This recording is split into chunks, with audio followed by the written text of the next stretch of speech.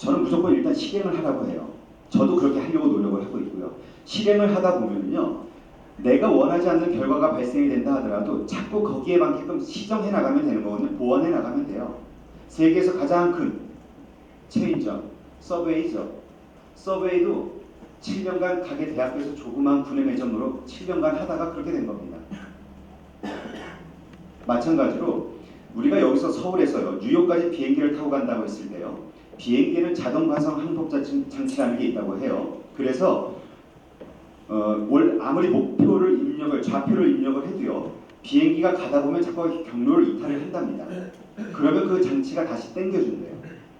그리고 다시 또 이탈하고 또 땡겨주고. 그래서 우리가 생각할 때는 여기서 바로 다이렉트로 뉴욕을 가는 것 같지만 사실은 지그재그의 형태로 간다고 합니다. 경로를 이탈했다 다시 돌아오고 이탈했다 돌아오고. 그래서 결국은 목적지를 도착하는 거죠.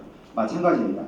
내가 뭔가를 액션할 때 목표가 있겠죠. 비즈니스의 목표가 됐든 마케팅의 목표가 됐든 그 목표를 향해서 달리다 보면은요, 일단 실행을 하다 보면 여러 가지 변수에 의해서 달라질 수도 있겠지만 환경은 어쨌건 거기에 맞게끔 계속 수정해 가면 돼요. 바뀌는 걸 부끄러워해서는 안 됩니다. 그러면 움직이는 게 더 쉬워져요. 우리가 이런 거 있지 않습니까?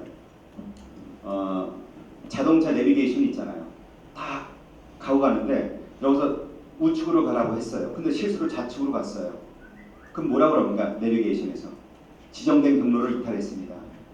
너 당장 차에서 내려. 이러진 않잖아요. 그러면서 띠리띠리 해가지고 다시 새로운 경로를 알려주지 않습니까? 바로 비즈니스가 그런 거 아닌가 저는 그렇게 생각이 돼요.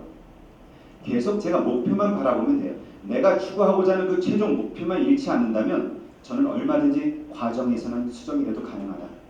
제가 하나의 사례를 말씀드릴게요. 제가 재작년인데요. 재작년이네요. 한 매출 100억 정도 되는 그 작은 화장품, 지방의 화장품 회사를 도와주는 일이 있었어요. 마케팅을. 근데 이 회사가 100억 정도밖에 안 되니까 광고를 통해서 회사를 알리기는 너무나 빈약합니다. 그 얼마 해가지고 얼마어치를 한다고 알려지겠어요. 효과 별로 없죠. 그래서 돈을 들이지 않으면서 할 수 있는 여러 가지 방법들을 찾다 보니까 제가 하나의 방법을 제안을 했죠. 그게 뭐냐면 화장품을 팔지 않는 곳에서 한번 팔아보자. 어디서? 그래서 이제 장소를 저는 은행으로 선택했어요. 그래서 제가 기업은행에 전화를 했습니다. 기업은행에다 전화를 해서 우리 사랑의 양심 판매대라는 거를 은행에다 설치를 합시다. 그리고 거기에서 사람들이 점원이 없고 그냥 매대만 있고 제가 필요한 화장품 가져가고 필요한 돈 거기다 놓고 그리고 그 돈 가지고 우리 그 불우한 아이들을 위한 장학금으로 사용하도록 합시다. 제안을 했어요. 그랬더니 좋은 생각이래요. 그래서 바로 만났어요. 만나서 기업은행 지점장하고 막 의논을 했고 그래서 결정이 됐고 그리고 3일 후에 매대를 설치하고 바로 진행하기로 결정이 됐습니다. 그러면서 지점장이 한마디를 해요. 야, 내가 얼마나 까다로운 사람인데 당신 정말 대단하다고. 나를 설득하다니. 제가 좀 간지가 좀 나죠. 제가 좀 능력이 있습니다. 근데요, 제가 원래 그렇게 능력이 있었던 건 아니에요. 제가 그 기업은행을 설득하기 전에요, 저는 농협에다 먼저 전화를 했습니다. 그리고 국민은행에다 전화를 먼저 했어요. 신한은행에다 전화를 했어요. 하나은행에다 전화를 했습니다. 그리고 그 과정을 통해서 저는 제가 얘기하고자 하는 목적과 목표와 그 다음에 과정에 대해서 정리를 해나갈 수 있었던 겁니다. 처음에 농협에다 처음에 전화했을 때보다 제가 말하고자 하는 내용들이 좀 더 간결하고 아주 세련되게 다듬어졌고요. 제가 상대방으로부터 나올 수 있는 여러 가지 예측하지 못했던 여러 가지 그런 어려움이 됐든 그런 그쪽의 어려운 문제가 됐든 아니면 그 상황이 됐든 이런 것들에 대해서 파악을 할 수가 있었어요.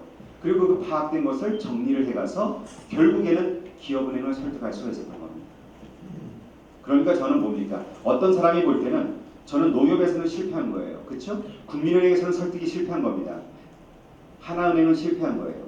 그러나 저는 제 최종 목표를 놓지 않았기 때문에 목적을 놓지 않았기 때문에 기업은행에서 성공한 거죠. 결과적으로 성공했기 때문에 그 전 단계는 뭐가 된 겁니까? 성공을 위한 하나의 리허설이었던 거죠.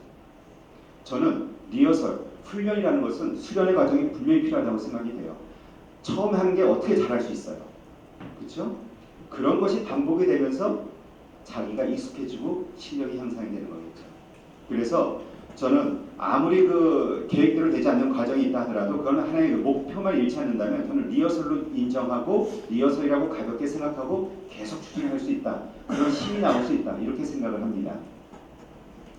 제가 그렇기 때문에 항상 그 과정에 있어서 아까 그러나 우리 처음에도 말씀드렸지만 확신은 필요하지만 내가 가는 이 길이 과연 올바른 길인가? 내가 잘못된 길에서 내 전력을 소모해봐야 소용없잖아요. 지금 소니나 뭐 파나소닉이나 이런 데들이 일본 그 엄청난 대기업들이 지금 죽어나가는 게 뭡니까? 엄청난 적자 보고 되지 않는 사업에다 모든 자원을 소스를 전부 집중시키기 때문에 그렇잖아요.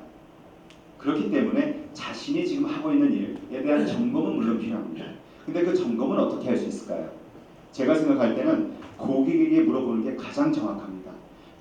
우리가 뭔가 흔히 새로운 상품이 나오거나 새로운 서비스를 준비하거나 아니면 뭐에 대해서 의견을 구할 때 다른 사람의 의견을 구할 때 가장 빠지기 쉬운 함정이 뭡니까? 주변 사람에게 물어봐요. 주변 사람 얘기하면 다 좋다고 하죠. 남 얘기인데 할 게 뭐 있습니까? 혹은 고객에게 물어본다고 하면서 가서 그냥 고객에게 이런 게 있는데 어떻게 생각하십니까? 이렇게 물어봐요. 저는 이거 아니라고 생각합니다. 고객에게 물어는 봐야 되는데요. 고객에게 물어볼 때는 어떻습니까가 아니라 우리에게 이러한 상품이 이러한 서비스가 있는데 이것을 얼마에 팝니다. 사십시오. 판매를 해야 된다고 저는 생각합니다. 판매를 하는 게 물어본다라고 생각을 해야 된다. 저는 이렇게 생각합니다. 제가 하나의 사례가 있는데요. 제가 94년도인가 기억을 합니다. 그때 이제 한 선배가 찾아왔어요.